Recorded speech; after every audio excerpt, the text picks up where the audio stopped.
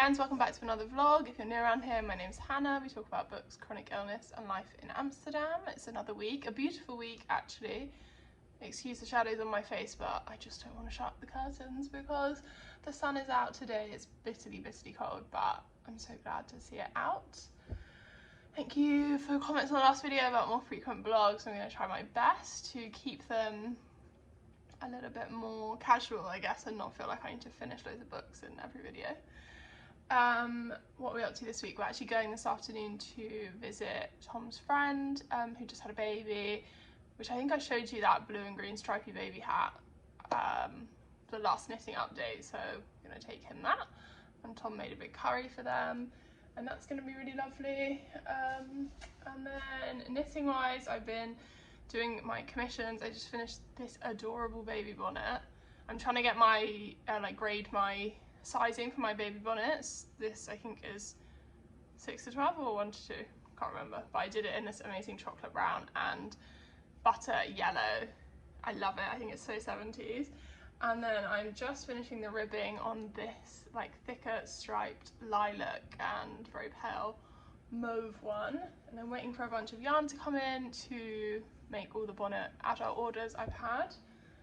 I also have been doing some damage on Vinted. Speaking of baby things, sorry if this isn't interesting to you, but I mean, even if you don't have kids, these are so adorable and I wish they were in my size. My friend's baby is turning 1 and I sort of have started a tradition of buying her vintage clothes because I love vintage. I didn't think it's really sweet, so I got her some when she was born and when she was 6 months old, and now did another set. First I bought this amazing onesie, like sailor themed onesie with the little stripy pockets and the necktie, and then on the back it's like that. It's from a Italian brand, it looks like. I just think this is so cute, and it's 100% cotton, buttons at the bottom, so really quite practical. But this baby is coming to our wedding, so I thought, hey, she can have a cute sailor suit if she wants to wear that. And then this, which turned out a bit smaller, but I think is amazing. It's like a smock or a tunic. It's a very fine knitted fabric, which is gorgeous. Little blue trim. And then these, which I wish were in my size. These are red velour tracksuit bottoms with little heart. Imagine them with this jumper right now. 10 out of 10. These were, yeah, 80% cotton, which is very good. And again, these are like €1 or €2 on Vinted. Then that same seller was selling this very sweet rugby polo shirt with little pockets, so I thought that would go as an outfit. Very adorable. Sorry if you can hear, we've got building work outside. It's the slow moving cleaning van thing. So those are my Vinted purchases. Actually, I made some for myself I wanted to show you. Let me grab them. Like I said, I was on Vinted for myself looking for bargains. I don't know why. That's a hobby of mine when I sleep. I try not to buy too much stuff, but I fancied a little spree. First I got this big cotton tote bag, like a boat tote, that are very popular. I really like this one because firstly it's really big. I bought it for our trip to Thailand for our beach bag because it's got a zip. None of my beach bags have a fully closed zip.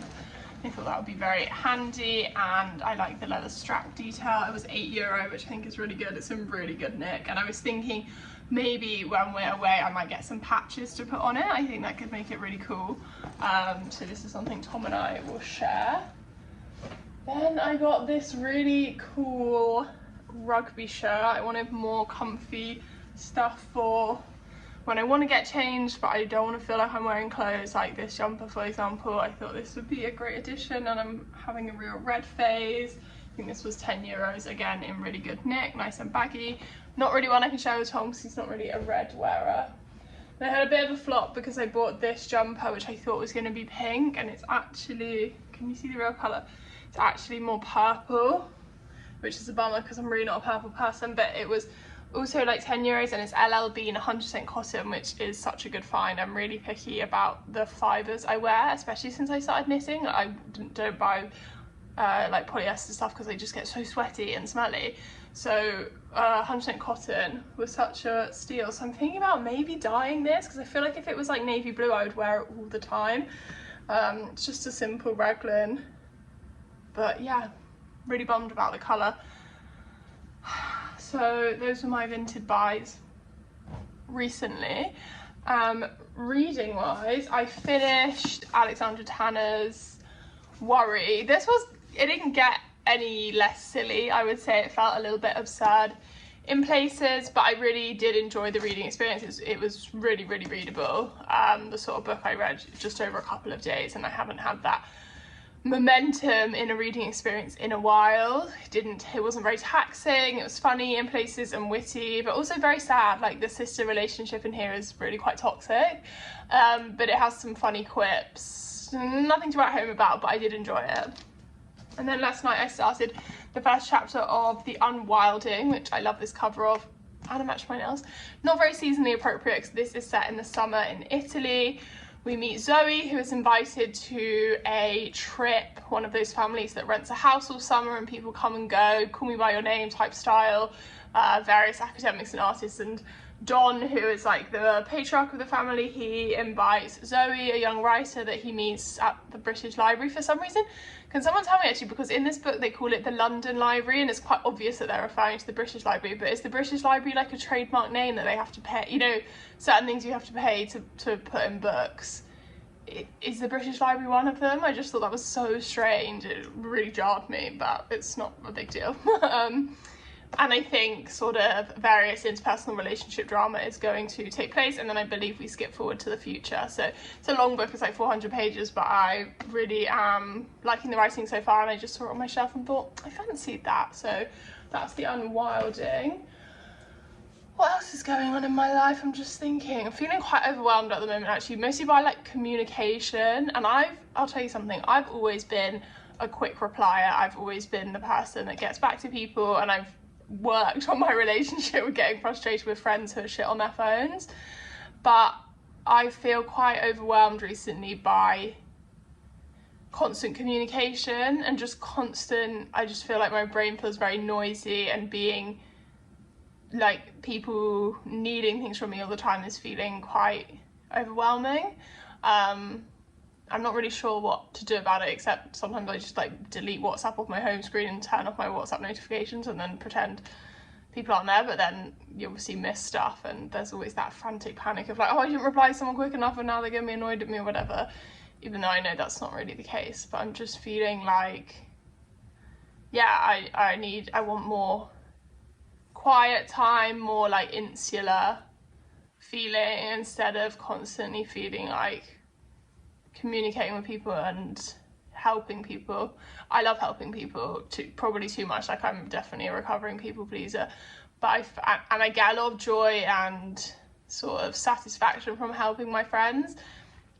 I've always had that role in a lot of my friendships, being like the organizer, the sorter outer, the like checking in on people, giving advice, and I get a lot of satisfaction, like I say, out of doing that, particularly when I'm unwell and I'm maybe not focusing on my career, or I don't have like other things to be doing, when like I feel like it's a worthwhile use of my time. If I'm like, I didn't do anything today, I'm like, oh, I actually helped a friend solve a problem, like that feels really valuable to me. But I think sometimes it can feel a little one-sided, or a bit sort of just I think maybe if people come to rely on you to do it, then it feels less satisfying. Do you know what I mean? I'm not sure I'm explaining myself very well, but yeah, we were gonna do stuff at the weekend, but I just cancelled our plans because I really want a weekend at home. Really want to watch Say Nothing. I said in my last vlog that I was going to see Wicked this week, which I know time means nothing to you guys when you're watching this, but for reference, actually I don't know what the date is.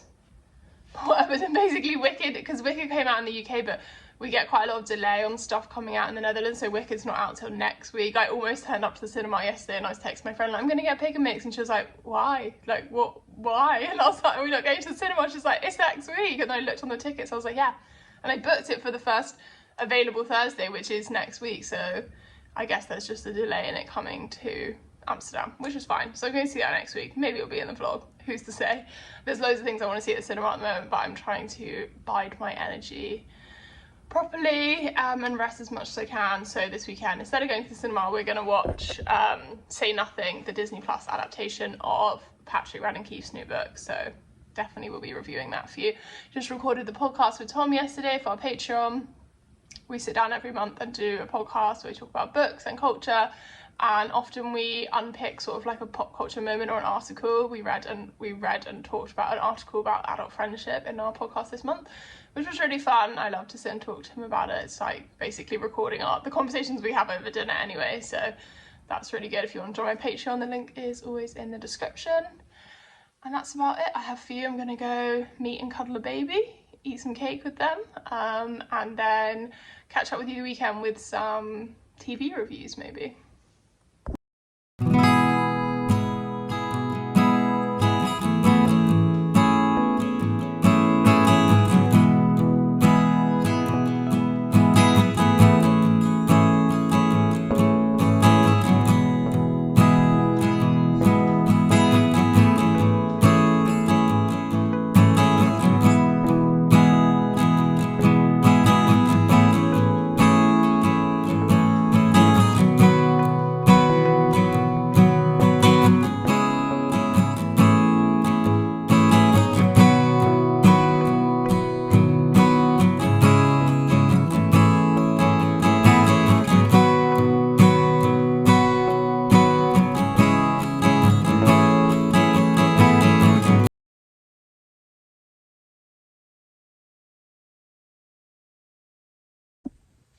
Friends, there has not been too much reading going on in this house. I've been struggling with these really debilitating episodes of vertigo that last like 12 to 24 hours, which are really frustrating. I haven't quite pinned down. Well, I know they're coming from this problem with my neck that's been ongoing, but I haven't pinned down what movement it is that's triggering them.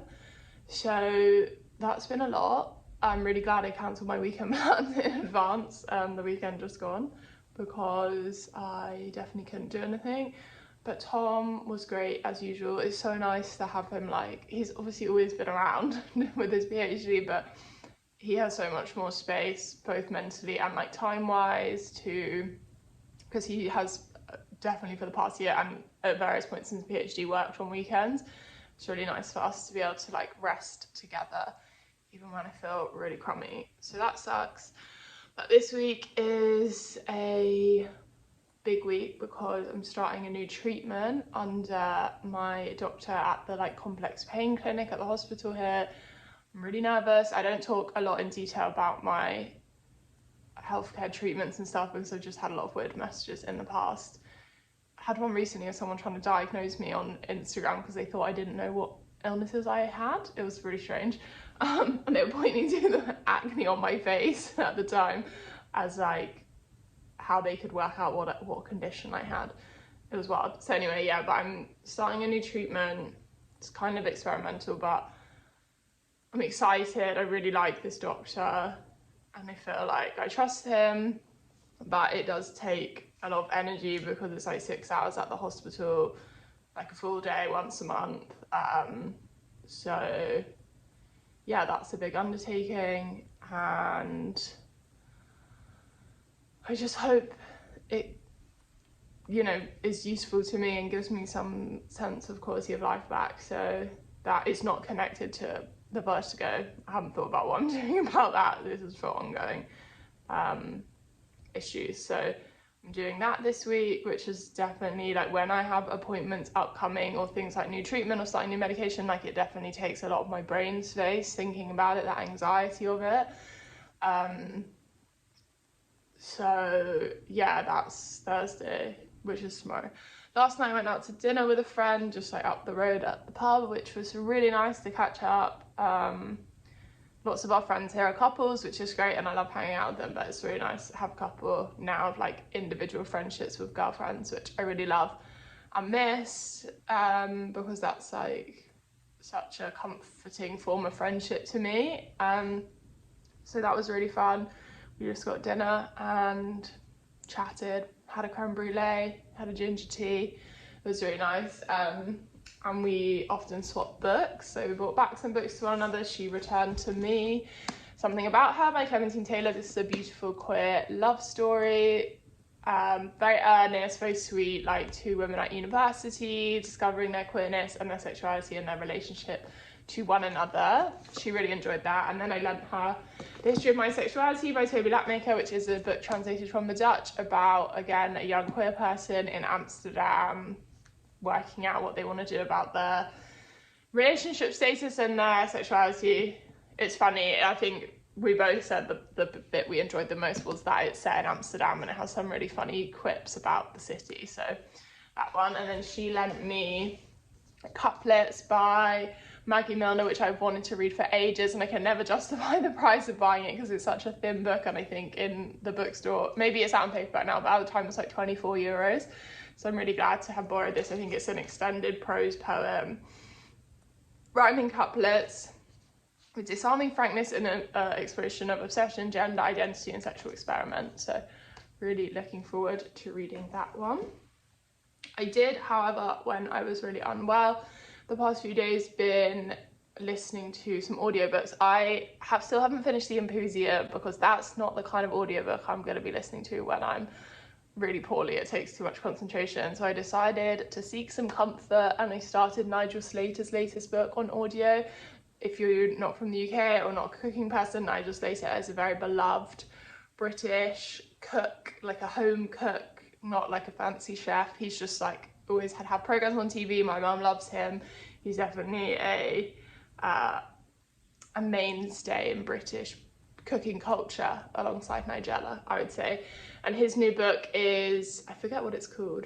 But the byline's like a memoir of sorts. It's these little vignettes and pieces of food memories related to his life so far, his family, his ways of eating, but it's very episodic, and these small fragments he reads it himself, and if you've watched his cooking shows, you know he has the most beautiful voice, so it's very soothing. Right now he's in Lebanon eating a lamb's head. One of his closest friends runs a food cooperative charity type thing in Lebanon, so he spent a lot of time there over the years, and that comes up again and again, which is really wonderful to hear about community and connection and the way that food brings people together. I just really like his ethos on eating, so yeah, that's been really soothing my soul, which has been really nice. And then I am about 100 pages into The Unwilding by Marina Kemp. I haven't read this as much as I wanted to, mainly because it's really big and heavy.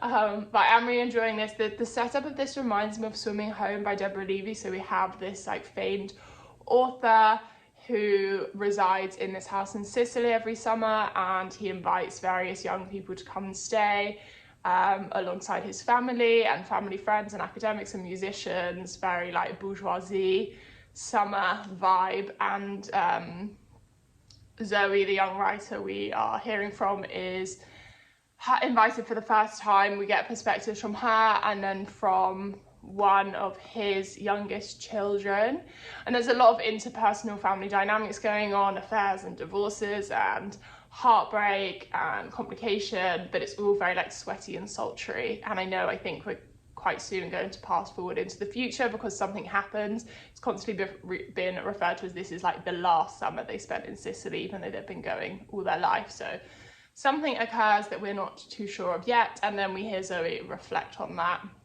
Really, really like the writing style, very evocative, nice to be swept up in a Sicilian summer mansion when it's raining here, but maybe not like a book you'd obviously also want to read on summer holiday. So I'm enjoying it. So far the chapters are really short, and because you're switching perspective, I do find when I do have the energy to read, I can read a few chapters at once, which is really nice. That's The Unwilding.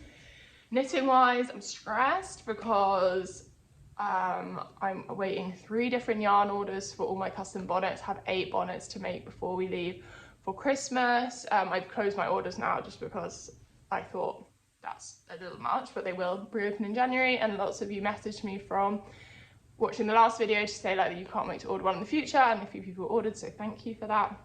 But my yarn is somewhere. I guess I didn't take into account like Black Friday and Christmas and how that delays postage, because postage here in the Netherlands at least is pretty reliable. It has been up until this point. So I'm really stressed and anxious that I'm just running out of time to make stuff, and it's going to be harder for me to do everything and keep my body and my hands healthy.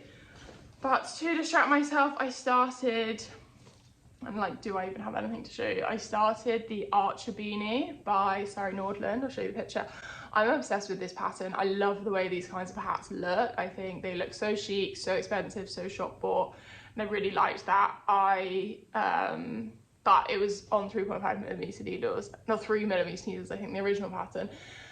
I started it once. I'm knitting this in Double Sunday by Samascan. I don't get the hype with this yarn at all. I will tell you that. It's expensive. It's like €9 a ball, which for me is expensive. I don't know if I still have the tag. And it's 100% merino, but I don't find it that soft.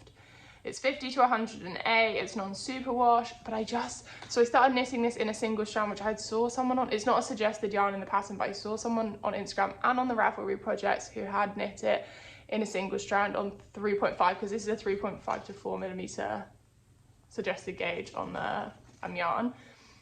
I started this and I hated it. Like, it was so thin, and because you'll see in the pattern, because you're knitting from the crown down and you want this like gnome-like point at the top, so the yarn, the fabric you're making needs to have some kind of structure to it, and I just don't find Double Sunday to be like lofty enough. So I've ended up, and also knitting on 3mm needles, I'm sorry, I cannot, and that's the reason why I'll never be a sock knitter. I find it so painful on my hands, so fiddly, so frustrating. Anyway, I got to, I think, about this point, and then I kept feeling the fabric, and I was like, I'm not gonna like the hat at the end of this, and I'm not gonna go through all of this, because knitting from the crown down, you're obviously increasing.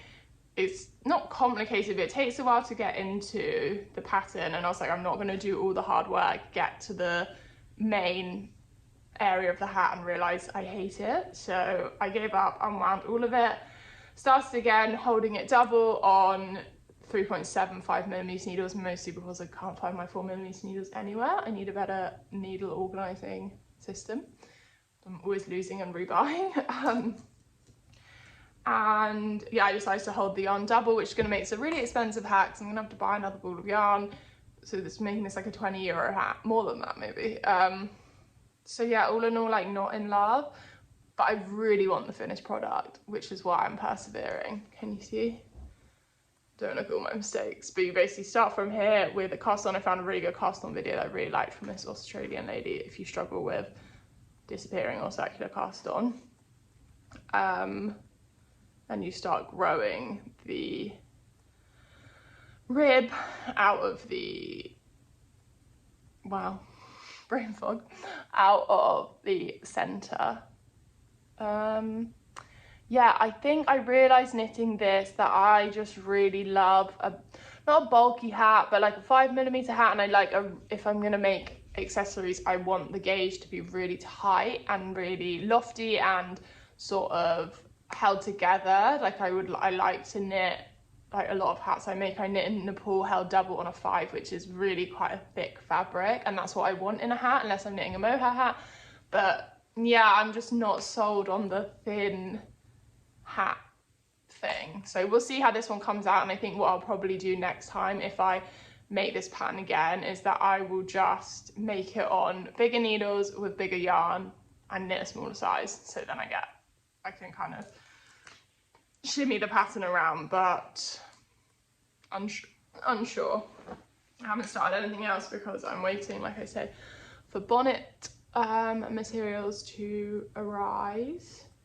Oh, I did finish those mittens. I think they might be too small.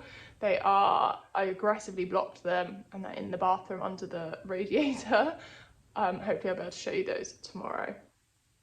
Anything else? Any more? I don't think so. Today I need to do some life admin, I need to do some Patreon work, and pray that my yarn shows up at some point so I can get on with orders. I will speak to you all. Oh, the sun's coming out. That's nice. I'm not going to go outside today, but I can enjoy it from the window.